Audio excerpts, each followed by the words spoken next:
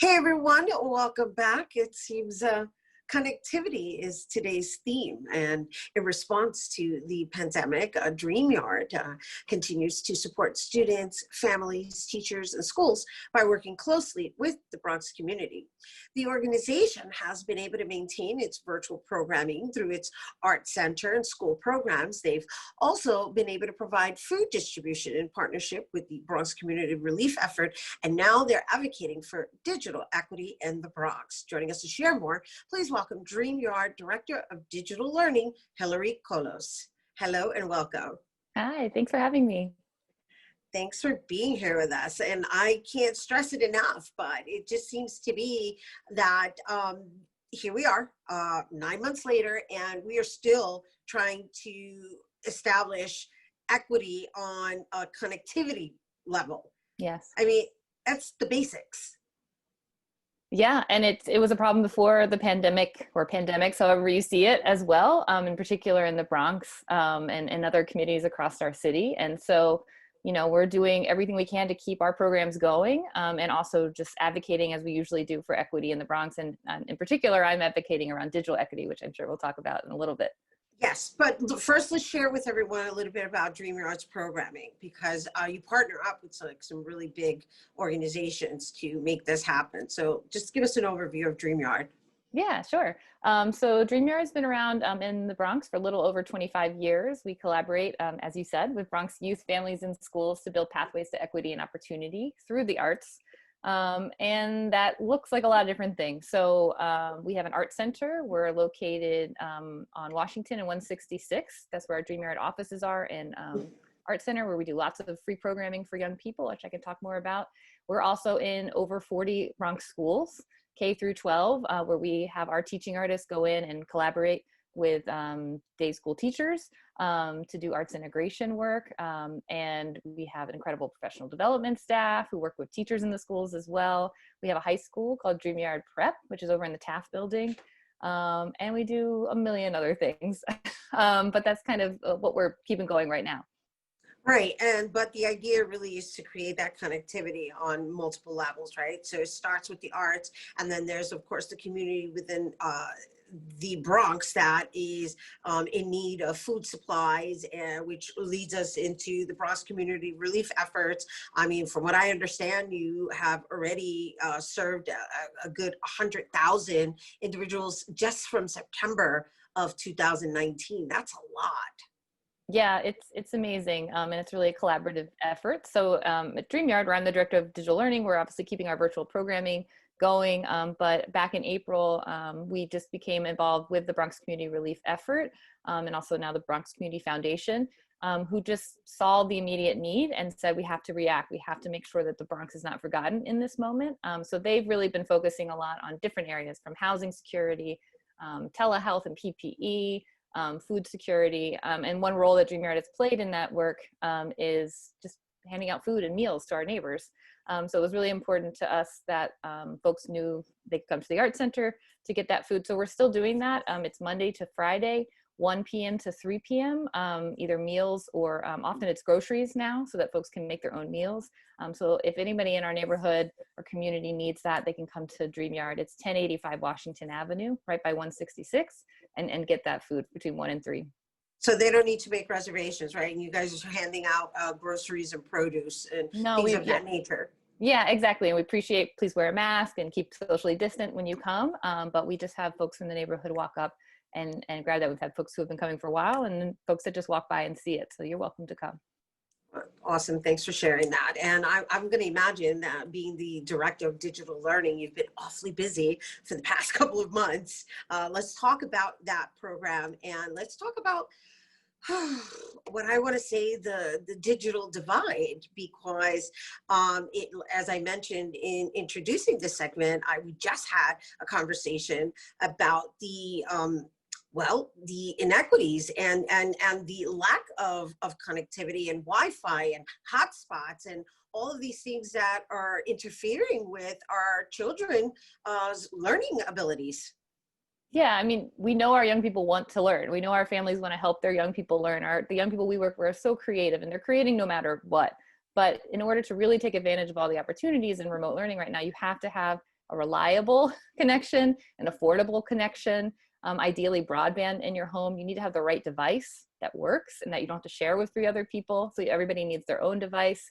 And then we need digital literacy and IT support available too. So at DreamYard, we've been working on that in terms of creating a lending library where we've been able to give out Chromebooks to our young people through generous donations through the Bronx Community Relief Effort and our board, even hotspots that we've been doing, earphones, like little things too, really make a difference.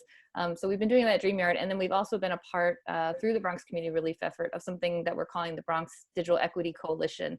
And that is over 50 people and probably over 15 organizations that have come together from across the Bronx who already were working on the digital divide issues and tech workforce development, our libraries, some of the CUNY schools are a part of it, where we come together every week and we just say, what are we seeing? What's the need?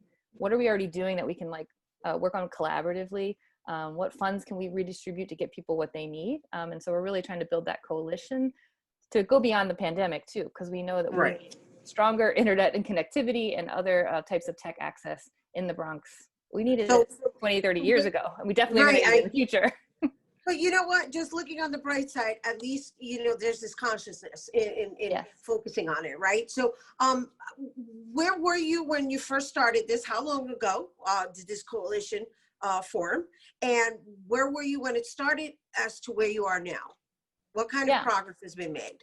That's a great question. So we, as part of the Bronx Community Relief Effort, we just started calling people together in around, I think it was like the first week of April. So just a couple weeks into when we really saw what was happening. And it was really just folks that I knew in the Bronx, other organizations we work with that we knew were doing good work, literally just email, call, hey, can you meet on Wednesday mornings? And let's start talking about what we're seeing. And then word spread, people would invite other people. And at first it was really, we were reacting to the moment. It was like, how many hotspots can we get? We got hundreds of Chromebooks and hotspots just out through our partners at Here to Here and the Bronx Community Relief Effort. And now I think we're moving from a reactive mode into more of a sustainable mode. So this coalition could benefit the Bronx, I think, for a long time. We all are doing our work separately, but the more we come together, the more leverage we're gonna have. The more we can advocate for people of the Bronx to corporations, internet service providers, city agencies, and really coordinate our voice as well to make sure that we, doing all of our own good work, but that together we're really representing the Bronx and the needs that we have. That's wonderful. Definitely a wonderful, well thought out, united front, right? Because I understand you've collaborated with organizations such as Google. And so it's a matter of figuring out okay, how do we pass it forward in a way that is truly going to enhance the community and benefit the next generation's development? Yeah, not definitely. Just for the moment, not a quick fix. We're talking about okay, obviously there was a Band-Aid that needed to be applied, but now we're talking about a wound that needs to be healed permanently. Yeah, and the corporations who work in technology, the city agencies that deal with it, they are thinking far in advance. And so we need to be thinking that way as well and thinking about it together and planning what we want to see in the Bronx. What do our neighbors need? How do we want to run it? How can we own? That's one of the principles that we're working with, community ownership.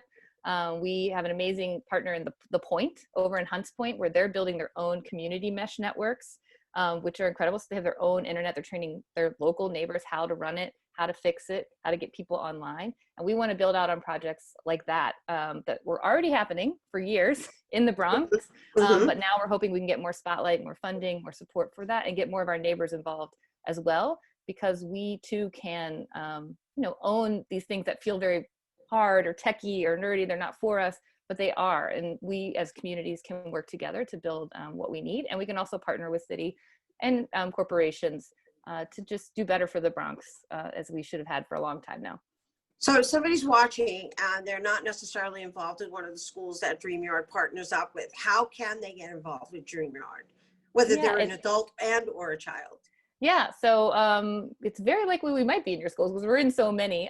So you can definitely ask someone at your school if you have DreamYard, or if not, you can always ask your school administration about how to get more arts education and work with DreamYard. We have a website, dreamyard.com, that has tons of information. You can also check out free art center programs that are happening now that are all virtual. So if you're interested in poetry or music production or fashion, you can definitely sign up your young people there. And then for the Bronx Community Relief Effort, we have a couple sites, thebronx.org, and then helpforthebronx.org. So the Bronx.org will tell you a little bit generally about it. And then helpforthebronx.org is kind of our resource site where we're constantly updating, trying to get out information about vaccine, food programs, anything that we can find, you can find there as well.